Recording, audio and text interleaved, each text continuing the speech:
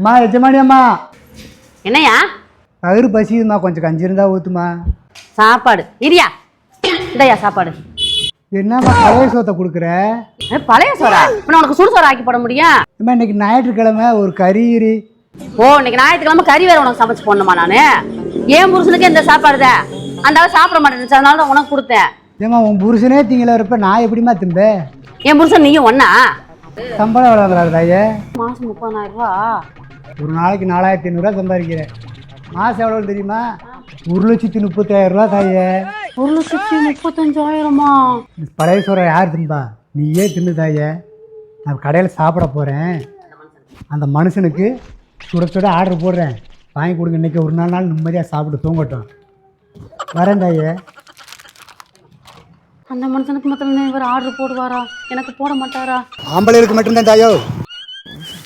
ஏண்டியோ பிச்சைக்காரன் போய் 1,50,000 லட்சம் சம்பாதிக்கிறானம்மா.